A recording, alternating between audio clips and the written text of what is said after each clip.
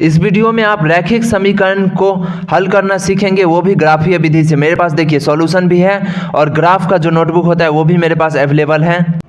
चलिए सबसे पहले प्रश्न पढ़ते हैं। प्रश्न में क्या कह रहा है कि टोटल 10 विद्यार्थियों की एक प्रतियोगिता है जिसमें लड़कियों की संख्या लड़कों की संख्या से 4 अधिक है, यानी लड़की ज़्यादा है। तो देखिए, तो कक्षा 10 का ये टेस्ट है, तो क्वेश्चन आप अच्छे से पढ़ लीजिए। चलिए इसके सॉल्यूशन पे हम लोग चलते हैं और आपको समझाते जाएंगे। आप बहुत अच्छे तरीके से समझिएगा और इस कॉन्सेप्ट को आज जान ही लीजिएगा। अब चलिए हम लोग हल करते हैं इसको। तो पहले देखिए, माना कि लड़कियों की संख्या बराबर x, तो लड़कियों की संख्या को हम लोग क्या मानेंगे, x मानेंगे। लड़की की संख्या ज़्यादा है लड़कों की संख्या से, तो ज़्यादा वाला x, और लड़कों की संख्या बराबर y। अब इसी को समीकरण के रूप में हम लिख दिए यहाँ पे x + y बराबर 10, यानी x और y मिलके कितना है, 10 है, और x बराबर y + 4।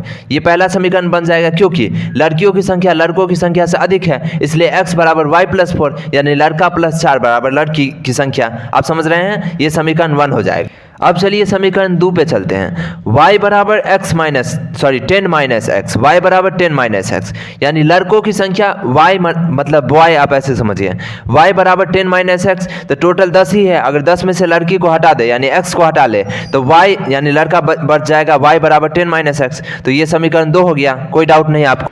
अब समीकरण 1 को हल करने पे तो चलिए देखिए, x बराबर y + 4, यानी लड़कियों की संख्या लड़कों की संख्या से 4 अधिक है, यानी y + 4 बराबर गर्ल, यानी x बराबर y + 4। समझ में आ रहा है, यानी y में अगर 4 देंगे तो देखिए, अगर x को 4 मानेंगे तो y अपने आप 0 हो जाएगा। क्योंकि देखिए, कारण देखिए, क्योंकि यहाँ पे आप समझिए, क्योंकि लड़का और लड़की के बीच किसका अंतर, कितने का अंतर है, 4 का अंतर है। तो अगर लड़की 4 हो जाएगी तो लड़का अपने आप 0 हो जाएगा, इसलिए यहाँ पे 4 और 0 का पेयर बन रहा है। फिर देखिए, x बराबर 5 तो y बराबर 1, क्योंकि अगर लड़की 5 होगा तो लड़का अपने आप 1 हो जाएगा, क्योंकि लड़का कम है लड़की से 4। तो इस तरह से फिर देखिए, यदि x बराबर 6 तो y बराबर 2, यानी लड़की अगर 6 हो जाएगा तो लड़का अपने आप 2 हो जाएगा, यानी 4 कम जाएगा। तो चलिए अगले समीकरण पे चलते हैं। अब जैसे पिछला बार माने थे वैसे ही मानेंगे, लेकिन इस बार नया क्या है, इस बार x + y मिलके 10 बनता है, तो इस बात को ध्यान में रख के मानना है। तो x अगर 3 होगा तो y अपने आप 7 हो जाएगा, क्योंकि x + y बराबर 10, इस बेसिस पे सोचना है। और दूसरे बार देखिए, फिर x 4 मानेंगे तो y अपने आप 6 हो जाएगा, और x को 5 मानेंगे तो y भी 5 हो जाएगा। याद रखिए, पहला बार हम जो माने थे उसमें नियम क्या था, उसमें नियम था 4 का अंतर है उस बेसिस पे, और इस बार जो मान रहे हैं उसमें बेसिस हमारा है कि दोनों का टोटल 10 है, इसको बेसिस बना के कर रहे हैं। चलिए पर्दा उठाते हैं। अब देखिए, जो समीकरण का वैल्यू हमें आया था, तो यानी पहला समीकरण में अगर x को 4 माने थे तो y 0 आया था, फिर x को 5 माने तो y 1 आया, और x को 6 माने तो y 2 आया पहले समीकरण से। और दूसरे समीकरण से जो वैल्यू आया उसके लिए दूसरा डब्बा बना दिया गया है। आज मैं ब्लैक बोर्ड पर नहीं हूँ क्योंकि इसमें ग्राफ का इस्तेमाल होगा।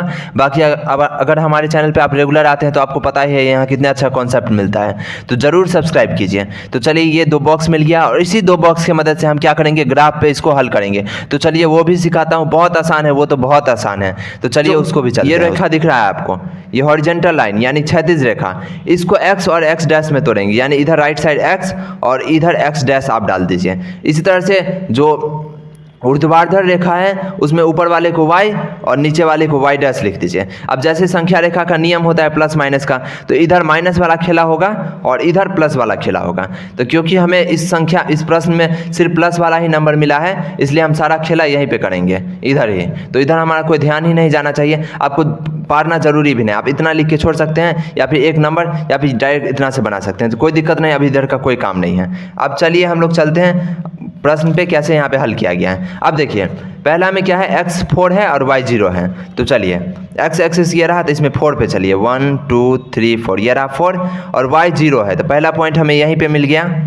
ये रहा x 4 और y 0, क्योंकि 0 यहीं पे, ये याद रखिए हमेशा ग्राफ का ये जो सेंटर होता है ये 0 होता है। क्या होता है, 0।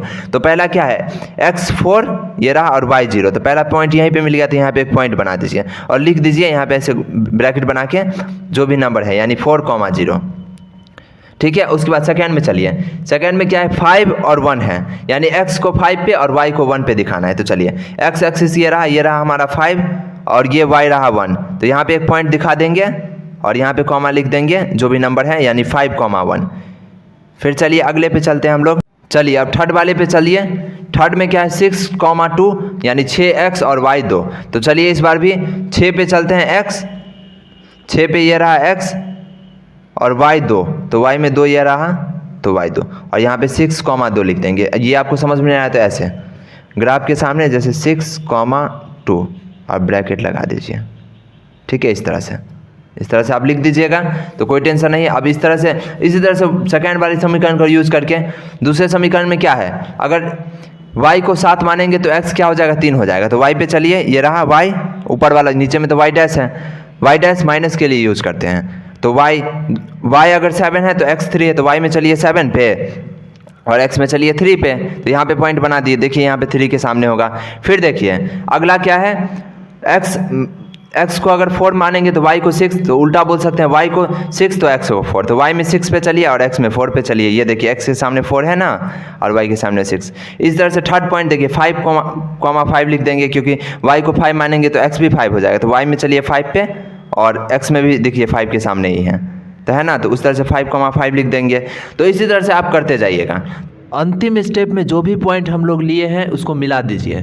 तो क्योंकि 2 समीकरण है इसलिए 2 लाइन बनेगा और दोनों लाइन एक दूसरे को एक पॉइंट पे काटेगा। जो जिस पॉइंट पे काटेगा, यहाँ पे 7,3 पॉइंट पे काट रहा है, यानी x एक्सिस पे 7 और y एक्सिस पे 3, तो वही हमारा आंसर हो जाएगा। जैसे हमारा ग्राफ बन जाएगा। ये लीजिए, आप स्क्रीनशॉट मारना चाहते हैं तो ये लीजिए, दिख रहा है आपको अच्छे से, तो स्क्रीनशॉट आप ले लीजिए। चलिए मैं एक बार और जूम करूंगा, एक और स्क्रीनशॉट ले लीजिएगा। तो चलिए देखिए, इसको भी ले लीजिए और इसको भी ले लीजिए। और अंतिम स्टेप देखिए, ये जो लाइन जिस समीकरण के लिए हम है ना, उसको उस लाइन में खींच दीजिए। जैसे देखिए पहला ये वाला जो हम लिए थे, ये पहले समीकरण के लिए था, तो पहला समीकरण हमारा क्या था, तो उस पहले समीकरण को लिख दीजिए। तो पहला समीकरण हमारा था ये वाला, तो ये जिस समीकरण के लिए आया है वो आप देख लीजिएगा और उसको यहाँ पे लिख दीजिएगा।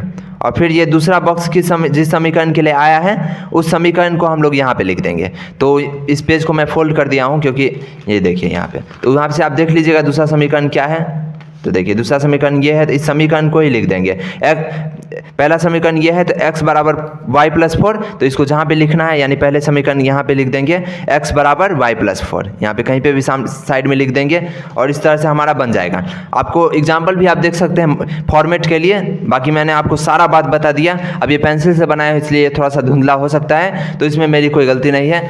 वीडियो अच्छा लगा तो आप ज़रूर लाइक सब्सक्राइब कीजिए। और चलिए आगे के वीडियो क्वेश्चन को समझने के लिए डिस्क्रिप्शन में जाके आप बाकी के वीडियो को देख लीजिए। इसका पार्ट 2, उसमें मैंने सारे बात को बता दिया है। इसमें क्योंकि एक ही क्वेश्चन को समझाने में बहुत टाइम लग गया, इसलिए मैं इसको पार्ट वाइज तोड़ रहा हूं। और वीडियो अपलोड होगी डिस्क्रिप्शन में, आप देखिए, नहीं तो आपको एंड स्क्रीन पे भी वीडियो दिखेगी। तो ज़रूर सब्सक्राइब कीजिए, क्योंकि यहाँ पे एकदम बढ़िया तरीके से आपको समझाया जाता है और कॉन्सेप्ट को आपके दिमाग में डाल दिया जाता है।